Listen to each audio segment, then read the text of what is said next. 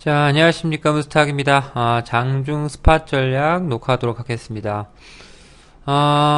이제 또 새로운 한 주가 시작됐네요. 지난주에 이제 제가, 주말에, 스팟 전략 하나 올려드렸던 것 같은데, 자, 시장이 어떻게 보면은 전반적으로 좀 가라앉아 있는 느낌이 지난주에 이어서, 오늘자까지도 이어지고 있죠. 거래소도 그렇고, 코스닥도 그렇고, 아직까지는 뭐 어떤 탄력적인 모습은 나오지 않고 있는 모습입니다. 뭐 원인이라고 하자면 해외 증시의 어떤 움직임들, 약세 움직임들 이런 부분들이 우리 시장의 어떤 발목을 잡고 있다 이렇게 좀 볼 수가 있을 것 같은데요. 제가 지난주에 이런 얘기를 했던 것 같아요. 시장이 뭐 당장 뭐 상승할 수 있는 어떤 모멘텀은 좀 부재하다. 그렇기 때문에 어떤 종목별 급반등 형태 뭐 이런 부분들을 기대하기는 좀 어렵지만 그래도 하락은 제한적일 것이다. 이렇게 좀 말씀을 드렸죠. 그리고 이제 지난주에는 거래소까지는 움직임들이 그나마 좀 나쁘지 않게 진행이 됐고 하지만 이제 거래소 시장이 주도적으로 시장을 끌고 가기보다는 당분간은 이제 코스닥 시장에서도 움직임이 좀 우선해서 나올 가능성이 있지 않나 이렇게 이제 평가를 해드렸던 것 같아요. 시장은 이렇게 봐야 될 것 같습니다. 뭐 이번 주도 그렇고 다음 주도 그런데 일단은 뭐 이번 주에 일정들 몇 가지 뭐 저 뭐예요 FMC 회의록 이번 주 수요일 날 내용이 나올 게 있고 그다음에 금요일 날 뭐 잭슨홀 회의 같은 경우도 있고 뭐 이런 부분들이 있긴 한데 뭐 사실 크게 시장에 영향을 줄 만한 내용들은 아니라고 보여지고요. 지금 시장의 어떤 가장 큰 화두는 이게 아닐까 싶습니다. 유동성 축소, 이게 아닐까. 양쪽 하나의 어떤 축소 내용.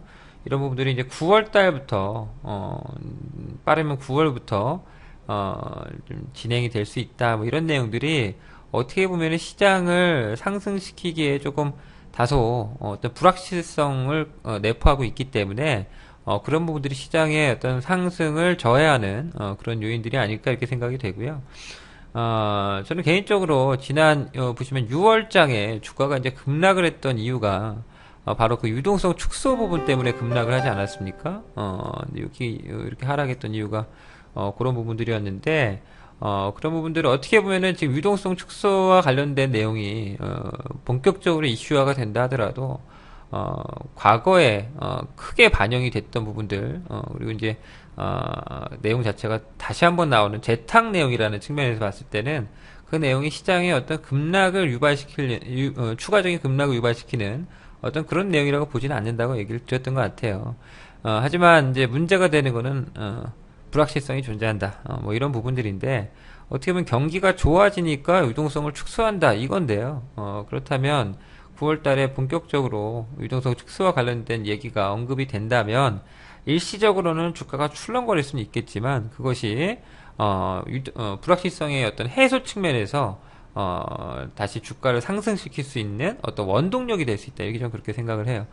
그렇기 때문에 9월 달까지는 아무래도 이제 그런 구체적인 내용들이 나오기 전까지는 불확실성이 있다 보니까 주가가 이제 상승을 하더라도 제한적인 상승, 뭐 하락을 한다 하더라도 제한적인 하락, 즉 뭐 박스겠죠. 그런 모습들이 계속해서 전개가 될 거라고 보여지는데요. 뭐 코스닥은 또한 지난주 이번 달 내내 조정을 받았기 때문에 거의 15일 조정 받은 거 아닙니까? 올해 초 이번 달 초 8월 달 초부터 오늘까지 대략 오늘 19일이니까 뭐 매매일수로는 1, 2, 3, 4, 5, 6, 7, 8, 9, 10, 11, 12, 12일째 조정을 받고 있는 거고요. 일수로는 19일 내내 조정 받은 거죠. 그러니까 조정을 뭐 한 달에 절반 이상을 조정받았으니까 일정 수준 또 반격의 어떤 움직임도 나올 수가 있다. 이렇게 좀 보는 게 맞을 거라고 생각이 됩니다. 종목별로 좀 들어가서는요. 아무래도 이제 시장의 어떤 실적 내용이 괜찮은 종목들이 그나마 좀 선방을 해주는 그런 모습들이 나타나고 있고 내지는 어떤 테마라든지 어떤 재료를 갖고 있는 종목들이 그나마 좀 움직임이 나아지고 있는 것을 볼 수가 있어요. 특히나 이제 최근 들어서는 수급이 이제 몰려가고 있는 게 DMG 관련해서 대북 관련 주들 이런 주식들이 좀 상승세를 주도하고 있는 것 같고요. 하지만 뭐 이런 주식들은 뭐 추격 매수하기는 좀 어렵다. 이렇게 좀 판단되고, 하려면 좀 진작에 했어야겠죠. 그리고 이제 9월 달에 또 나올 수 있는 테마들 제가 지난주에 말씀드렸었는데, 그런 것들까지는 뭐 관심을 가질만 하다. 이렇게 좀, 보여지고요. 실적이 좋은 종목들 같은 경우는 주가가, 지난주에 제가 이제 나노스 같은 애들 실적 발표인데 한번 실적을 한번 보라 이렇게 말씀드렸었는데, 실적이 뭐 뉴스에선 좋다 좋다 한번 볼까요? 뉴스에선 좋다 좋다 하는데, 이렇게 보면 될 것 같아요. 이런 거 보면 이해가 좀 더 빠르지 않을까 싶은데요. 지금 보면은 나노스 2분기 영업이익 58억, 전년 대비 250% 증가. 뭐 오늘 뉴스 나온 게 특징주 나노스 2분기 호실적의 오름세 이렇게 나왔는데, 호실적이라고 보기는 물론 호실적이죠. 실적이 지난해에 비해서 많이 좋아졌으니까 호실적은 맞는데, 영업이익 70억 이상 나올 걸로 예상이 됐다가 50억 수준 나왔으니까 이거는 사실 좋게 나온 건 아니에요. 실적 자체가 예상보다 좀 덜 좋게 나온 거죠. 그러니까 주가가 이 실적 발표 내용으로 주가가 탄력적으로 날아가기에는 실적이 서프라이징 해야 됩니다. 오, 실적이 좋은데 이런 느낌을 받아야 되는데, 좋긴 좋은데 예상보다는 안 좋아. 이거는 주가 상승을 만들 어떤 요인으로 보기에는 좀 어렵죠.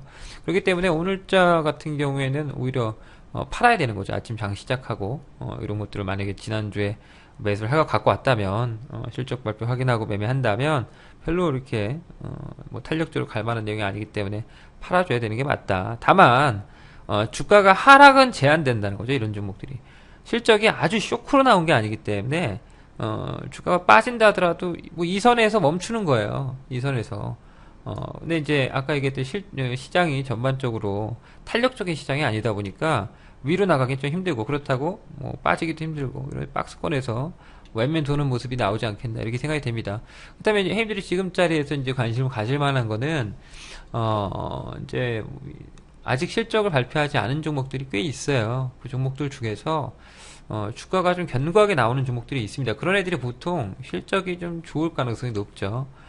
그리고 특히나 카메라 섹터는 제가 나노스 같은 경우는 필터 쪽 아닙니까? 블루 필터 쪽인데, 이쪽 말고 렌즈 쪽 애들은 그나마 좀 괜찮지 않을까. 일단 그렇게 판단이 되고 있어요. 렌즈 쪽 굳이 보자면 뭐 대표 기업으로는 뭐 세코닉스라든지 뭐 MC넥스 뭐 이런 종목들을 볼 수 있을 것 같은데, 디지털 옵틱이라든지 일단 개인적으로는 뭐 그렇게 좀 판단되니까 그런 종목들은 지속 관심을 가질 필요가 있지 않을까 이렇게 생각이 되고요. 그 외에 이제 뭐 저 뭡니까, 오늘 아까 삼성전자에서 그 9월 4일이죠. IFA 가전쇼인데요. 독일에서 이제 가전쇼를 열게 되는데, 거기서 이제 갤럭시 노트 3를 공개를 합니다. 그럼과 동시에 지금 들리는 얘기로는 갤럭시 기어라는 스마트워치를 공개할 가능성이 있다고 해요. 스마트워치라고 한다면 그동안에 이제 없던 새로운 상품이죠. 시계인데요. 이제 스마트폰과 같은 어떤 비슷한 어떤 역할을 할 수 있는 뭐 핸드폰 기능은 아니겠지만, 제가 알기로는 뭐 일단 저 이번에 나오는 스마트워치에서 기능이 구현될지 모르겠지만, 뭐 문자 같은 것도 뭐 하는 걸로 알고 있거든요. 그게 이제 아이폰에서 나오는 게 그렇게 되는 건지, 아니면 삼성에서 나오는 것도 뭐 SMS를 카카오톡 같은 거 이렇게 할 수가 있는 건지 그거는 모르겠는데, 아무튼 그런 기능들이 좀 내포된 어떤 상품이 아닐까 일단 그렇게 좀 생각이 되고 있습니다. 근데 이제 거기 내용을 좀 뜯어보니까 거기 이제 대표 기능 중에서 몇 가지가 있는데, 헬스케어 관련돼서 기능이 좀 있고요. 그다음에 플렉서블 관련한 기능들이 있죠. 플렉서블 좀 휘어지는 어떤 형태로 나오지 않을까 일단 그렇게 기대가 되고 있고, 거기에 이제 추가적으로 무선 충전 관련된 기술이 좀 들어가 있지 않겠나 이렇게 좀 판단이 되고 있어요. 아무래도 이제 충전 관련된 종목들, 우리가 제가 지속해서 말씀드렸던 종목이죠. 동양 EMP 같은 애들, 이런 애들은 뭐 차트 견고합니다. 2분기 실적도 상당히 좋을 거로 예상이 되고, 그러니까 주가가 안 빠져요. 견고하게 나오죠. 이런 종목들은 사실은 추세가 안 깨진 종목 중에 하나입니다. 대표 기업, 대표 추세, 한일색깔 중에서 추세가 웬만하면 다 깨졌는데, 이런 종목들은 추세도 안 깨졌어요. 중기 추세도 안 깨졌고, 그러니까 뭐 꾸준한 상승세가 기대되는 종목 중에 하나다라고 이제 보여지고, 그 외에 이제 뭐 나머지 지난번에 말씀드렸던 종목들에서도 아직 실적이 나오지 않은 종목들은 뭐 꾸준한 어떤 흐름들이 나올 수 있는 그런 가능성을 갖고 있는 종목들이다, 이렇게 좀 보시면 될 것 같습니다. 그러니까 지금 시장이 어떻게 보면 굉장히 까다로운 시장이고 매매가 좀 어려운 시장이에요. 그래서 저도 실전 회원들 상대로는 트레이딩을 병행합니다. 단타 매매, 그러니까 치고 빠지고 이런 식의 어떤 매매들을 병행을 하고 있는데, 워낙에 지금 시장이 침체되어 있고 제대로 된 상승 나오기 쉽지 않지 않습니까? 아무리 좋은 종목이면 뭐예요? 시장이 이렇게 별론데 종목들이 못 나온단 말이에요. 나오더라도 되게 더디고, 그러니까 중개 보유를 뭐 일정 수준 한다 하더라도 굉장히 지루해서 지칠 수 있는 어떤 그런 시장 코스인 것 같습니다. 그래서 어떻게 보면 회원들이 진짜로 중기로 가져가는 종목들은 실적이 정말 좋은 종목들을 가지고 버티셔야 되는 거고요. 시장이 어렵다 보니까 트레이딩을 할 수 있는 분들은 트레이딩을 해 가면서 그렇게 좀 약간 숨통을 트는 매매들을 병행해야 되지 않을까, 그렇게 생각이 됩니다. 저 같은 경우는 사실 트레이딩은 뭐 굉장히 어린 나이 때부터 트레이딩을 해왔기 때문에 사실은 매매에서 승률 자체가 굉장히 높은 편이에요. 그래서 이제 그거 좀 실전에서는 요즘에 좀 해드리고 있다, 그런 거 좀 참고해서 말씀을 드리고요. 아무튼 어려운 시장인데 어떤 뚝심을 가지고 계시면 좋을 것 같습니다. 개인적으로는 좋은 종목이라는 확신이 있다, 실적이 좋은 종목이라는 확신이 있다면 다소 시장이 조금 덜 떨어진 시장이라 하더라도 좀 뚝심을 갖고 보유하다 보면 좋은 결과물들 분명히 나온다, 지속해서 말씀을 드립니다. 자, 아무튼 간에 뭐 이번 주 뭐 첫날인데요. 이번 주는 코스닥 시장에 일단 주 후반으로 가면 갈수록 코스닥 시장의 어떤 반기역을 기대해 보도록 하고요. 거래소 매매하시는 분들은 뭐 주가가 하락은 하기 힘들겠지만 큰 수익 내기 힘들다라는 점, 그 점을 좀 참고하셔서 이번 주 대응 잘 하시기 바라겠습니다. 자, 여기까지 하겠습니다. 저는 이 장중 스팟 전략을 제가 웬만해서는 틈틈이 뭐 하루에 한 번 정도는 최대한 한번 해보도록 할게요. 님들도 아마 힘드실 테니까 아무튼 스팟 전략이라도 잘 참고하셔서 매매에 도움 얻었으면 좋겠습니다. 자, 다음에 뵙겠습니다.